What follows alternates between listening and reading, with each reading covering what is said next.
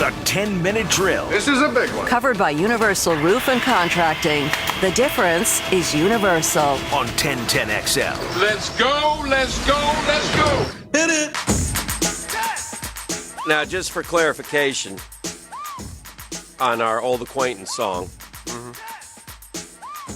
the actual lyrics are should old acquaintance be forgot. Correct. And never brought to mind should all acquaintance be forgot and old lang syne. I just know the name of the song is A-U-L-D, Lang Syne. That's all I'm saying. I don't know anything about the lyrics or any Do you of think those it's sign or zine? I think it's S-Y-N-E. I know, but how do you say it? It's got a little more like Z a in it. Oh, Lang Syne. Yeah, I'd say Z. Yeah, right? Z-ish, yeah. A little more Z in it than S. Yeah. Let's hear how JT says it. James Taylor really could walk off a bridge. Zine. JT. Yeah, I don't. Bless his heart. Matter of fact, that entire genre of music makes me want to poke He's my seen eyes fire. out. He's seen Rage. That whole And he Cat wants you to have happy news. Stevens, James Taylor, Jim Croce. You don't talk ill of Jim Croce. Ugh, Jim Croce's another one. I'll come in there and throat punch you right I don't here. understand it. Just hop in the shower with your got a electric name. guitar. I mean, ugh. I don't like that music. That's just me, though. Yeah, it is you. I don't understand. Yeah, I refuse to be 70. I don't understand what the Miami Dolphins are doing. I credit them for not tanking and playing hard. I thought the coach got a lot out of them. And then the poor slob OC who comes down with them gets canned after a year. Well, they're 37. Well, what do you expect them to be? I mean, who was on that team? Who did they have on offense? So anyway, you know who they're bringing in too, by the way. Holmes Prosser right now rolling over this morning in angst. Yeah. Huh. Shane Gailey. Well, that's like kind of a veteran presence, and I think, and I guess. I don't have a problem with getting rid of coaches that are last at what they do. No matter what they have. Yeah. I mean, if you're a difference maker, you're 20th or something, right? You do I don't know, something man. that catches your eye. I'm not going to question Flores. Now, the questions can start after a year or two, but I'm incredibly impressed with that dude. I mean, can you get Coach of the Year consideration for 4 or 5 wins? Because I don't know how that – remember how bad that team was when the season started? Yeah. I mean, they couldn't get out of their own way. Shoot, New England played them down there early. It was like 30-0 at halftime. Yeah. So, Eli, I guess, is done. Yeah, unless he goes to another team. Where would he go? Well, he'd have to go somewhere where they're telling him you're our starter. Who's going to tell him that? Yeah, he don't want to be a backup. That's no fun. Well, yeah, and he's not good enough to be a starter. Daniel Jones is better than Eli at this stage, I think. Yeah, I don't know.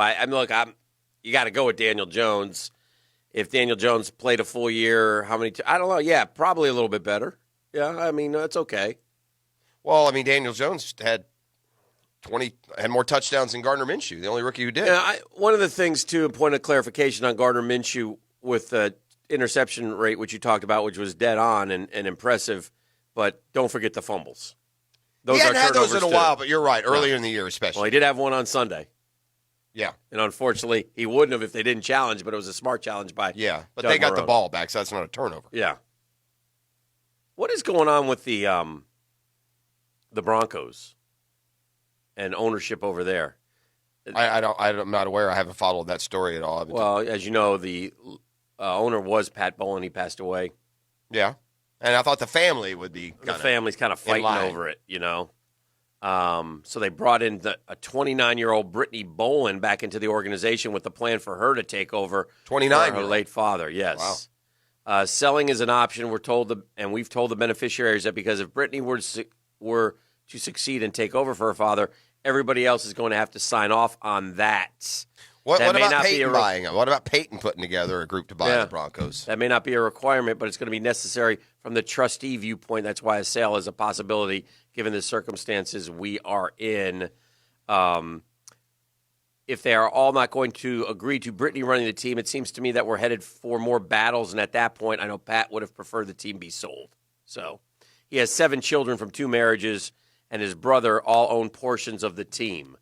Pat put 3 trustees in charge of the team in 2013 as his health issues mounted, passed away in June, had Alzheimer's. Trustees have the authority to put the team up for sale if a succession plan can't be agreed to. Brittany Bowlen emerged as the favorite to take over, was hired as VP of Strategic Initiatives in December, a move designed to give her the needed experience. Two of Pat Bowlen's children have filed lawsuits regarding the validity of the trust. So it looks like it's a mess. Those are always so distasteful, aren't they, when family or fighting? I think just about all of us have had either a friend or an extended family member whose kids get invited. It's just awful, man. I know. It's awful. And it just destroys relationship. Money, man. Money is a powerful intoxicant, isn't it? Certainly is. I know that Shad Khan didn't go through the locker room asking the players. The media went through the locker room asking the players.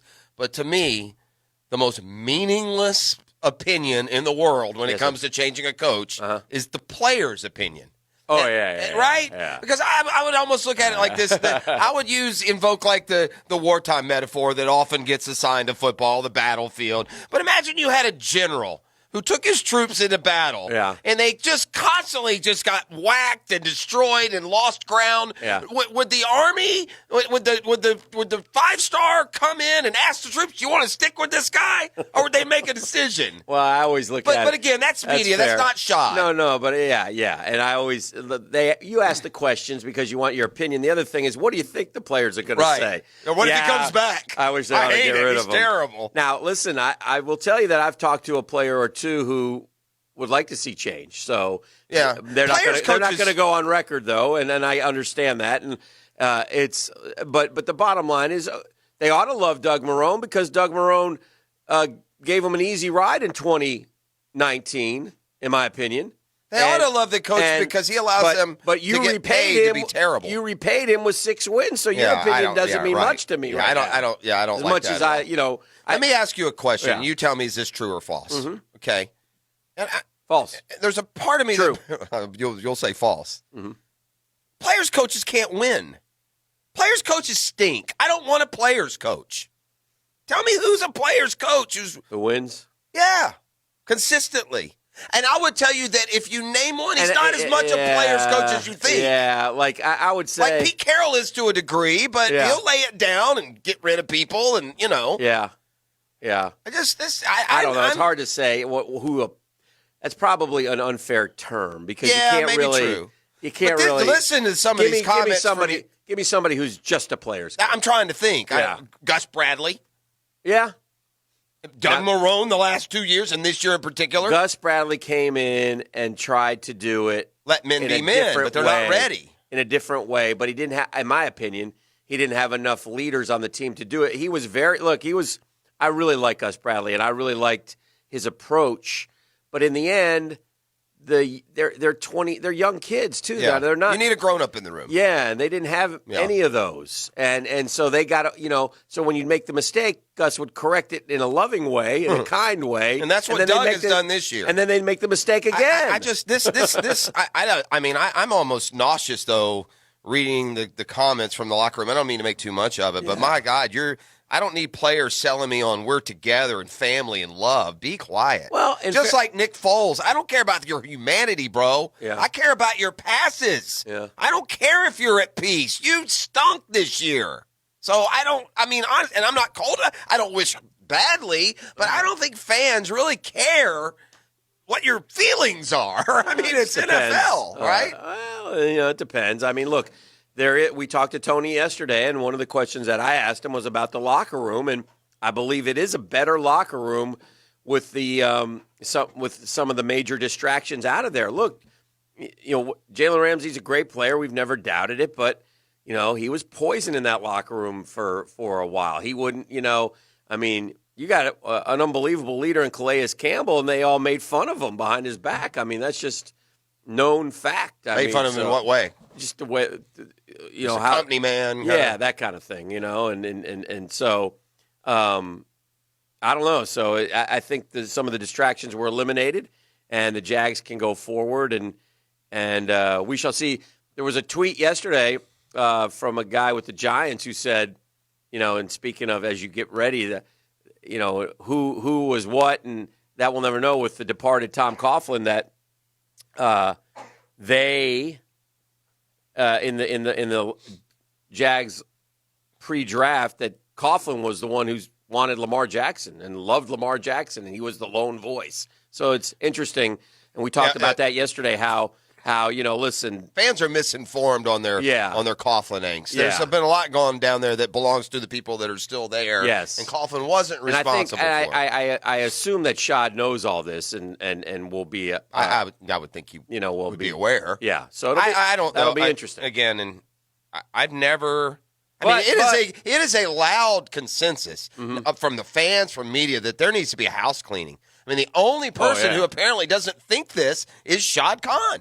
And we're going to find that out today. And it is it defies logic to the point that it makes you wonder just what is the case. Mm-hmm. I mean, what is the case? You have a coach who has won 11 games the last 2 years. Mm-hmm. You have a GM in 7 years has had 6 double-digit losing seasons. Tell me what their selling point is for these two when they meet with you. Yeah. And I also get a kick out of what in the world are you going to learn in a 2-hour meeting that you don't already know? Yeah. I mean, I don't know. I don't know. What question do you ask? How do you turn this around? Well, how am I going to believe you've had 7 years? Yeah. And again, I don't mean this I think personally at all. This is professional. I think you would sit there and say, we're not as far away as people think, and you would sell them on some of those things and lay that type of plan out in what direction you're headed and what you're going to do with these draft picks, et cetera, I would assume. I mean, I wouldn't be buying that we're not as far away. You lost 5 games in a row by 17. So you are that far away. I don't know what you're talking about would be my answer if I were conducting the interview. But we'll see. I mean, look, at this case, it's almost they've already somewhat blown it. I mean, the 2 most attractive head coaching choices, maybe 3 if you include Josh McDaniels, are going to be Ron Rivera and Mike McCarthy. They're going to both be coaching teams by tomorrow. Yeah. So Matt Rule probably headed to the Giants. Right. Yeah. I mean, so, it's strange. It's strange to me. Bruce Arians didn't hold back, did he? With Jameis Winston asked Monday. He gave us a peek into what he thinks. If the Bucs could win with another quarterback. Arians responded, another quarterback? Yeah, if we can win with this one, we can definitely win with another one too. Yeah, and then he also called him out on the turnovers and they're just unacceptable. We can't win.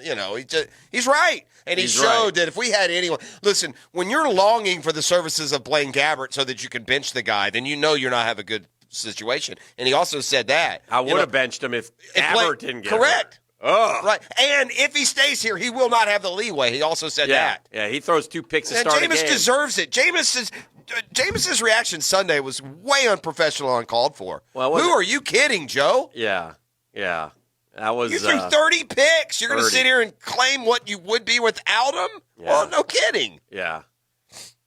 It'll be interesting to see what they do going forward. And well, they'll always have this. They're just the Bucs, so I mean, really, it's all relative. Well, I tell you what I loved yesterday and what I didn't realize, and I know we've heard the stories of Gardner Minshew at the Combine. Mm-hmm. Going into the meeting with the Jags, flat out telling him, I know I'm too short, I know my arm's not strong enough, but I'm going to be a star in this league in the future, right? Something to that effect. Right. I'm paraphrasing. Mm-hmm. Well, now we get to hear it straight out of his mouth. Yeah. In yesterday's post-mortem in the Jags locker room.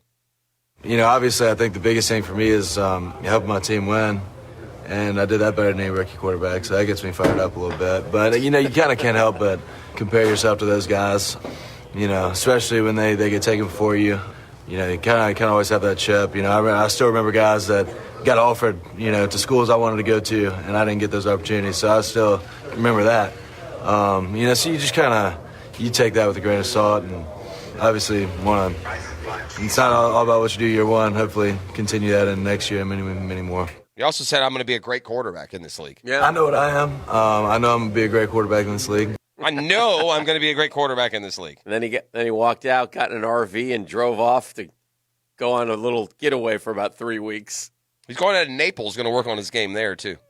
Down the road, but right now he's headed to, Texas. Is he? Driving away in an RV. Yeah, I think he's going with jean shorts and a cowboy hat. I think he's going with Mangum, the Mississippi State baseball players in the Mets organization now. Huh. So he was picking up a couple dudes. That'd be riding off. That'd be a good documentary. Huh? Yeah, big RV. Get a nice 30-minute special out of that thing. Big RV out in front of the out in front. A little bit different than the Brinks truck that was there to start the season. Get that money! End of the season with Trying to get this money! end of the season with Minshew driving off in an RV. So, listen, I will say this about Gardner Minshew, and I do believe this. If the cat was 6'5" with a laser arm, everybody would be perfectly fine with what he did this year. Oh, of course. But he's not. So They may have cut Nick Foles already if he were that. So they may spend. He's going to be the kind of guy who probably, and that's not necessarily a bad thing, but 107. I guess Brady got past it, but Brady's a big dude who could really throw it. Minshew is limited. Well, and here's Minshew what else has he's things doing. that he has to do better. But so we watched a lot of bad games that Minshew played, but That's we watched correct. some good ones too. Correct. So you have to decide what is the ceiling for Gardner Minshew, I guess. And I do think this, in this rush to... Can he be Drew Brees? Well, I mean, what was Drew Brees as a rookie is what I would respond Right. with. I mean, I think we are losing sight of the fact that he's not a fourth-year player. I don't think anybody's losing sight of any fact. I think that there's no rush whatsoever. I think Gardner Minshew is going to be here for a long time. Quiet, pause, comment. What? Well, I do think that he's being minimized more than others would after this as a rookie. I think that. I mean, I know I hear the arm strength in this, and those are maybe veritable facts. The guy threw 6 picks and 400, so where's it hurting him? Where are they missing things? You know where they're missing things, where he's got to get better, Hick. Well, I can tell you. Yeah. I think not from arm. I think I would have been happier a little bit. Again, this is a rookie year, so please take this with a grain of salt. I am not diminishing what Gardner Minshew did. I am thrilled with Gardner Minshew. I think he should have had a few more picks because he should have taken more chances and thrown the ball down the field more. Here's where he's missing opportunity, though, Dan, to me, at least this year. Now, it may show up when he gets better at what I'm about to present as his biggest flaw. Okay. And he misses guys downfield, not with his arm, with his eyes, because he gives up on the pocket and scoots and scrambles away. Now, he'll ad-lib to the point that he'll find someone somewhere and float him a ball in space. But, we were at the games in the press box, and you went to the road games. Yeah. There are a number of plays between 5 and 10 a game where there is a receiver sprinting open somewhere, and either the pocket has broken down too quick or he's assumed it breaking down too quick. And he's not. This is where the height comes in. He can't see over the line in some of those cases too, especially when you're ducking and covering and juking around. So you asked, I'll answer. Drew Brees probably wouldn't have made it in this day and age because he had his rookie year. He didn't play. He came and played one game and threw 27 balls. His second year, he did play. He was 8-8. All 16. 60% of his passes, 17 touchdowns, 16 picks. Yeah, I mean, see, 3,200 yards. So that's what I mean. The following year, he was 2-9, 11 touchdowns, 15 picks. That's amazing.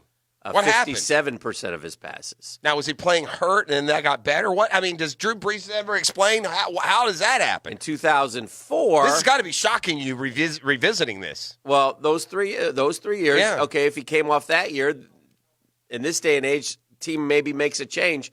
They stuck with him. Did San Diego, and he went 11-4, 65%, 27-7. He found it. Okay, and then the next year, 9-7, 24-15, another solid year, and then he was gone. And he shares one thing in common with Gardner Minshew, and that's height. It's funny when you're a good quarterback. I'll take it even further. Forget comparing Gardner Minshew to the rookies, Dan. Compare him to Baker Mayfield. Yeah.